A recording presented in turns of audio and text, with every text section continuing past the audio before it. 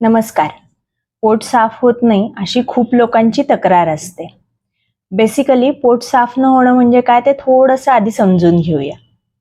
रोज शौचाला जावं लागणं, रोज मोशनचं सेन्सेशन येणं आणि मोशन होणं म्हणजे पोट साफ होणं नव्हे. तर मोशनला जाऊन आल्यानंतर, शौचाला जाऊन आल्यानंतर पोट पूर्ण रिकामं झालं आहे असा फील येणं म्हणजे पोट साफ होणं. आता याच्यामध्ये जर पोट साफ होत नसेल तर त्याचे थोडेसे वेगवेगळे प्रकार असतात.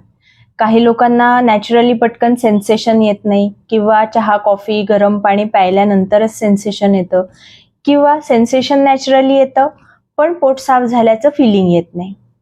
याच्या मागे बरीच वैद्यकीय कारणं असू शकतात.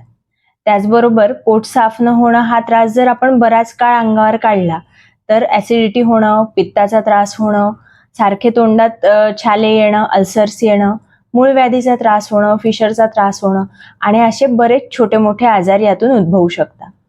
त्याच्यामुळे जर पोट साफ होत नसेल तर त्याची आपण वेळीच दखल घेऊन त्याच्यासाठी काहीतरी उपाययोजना करायला पाहिजे.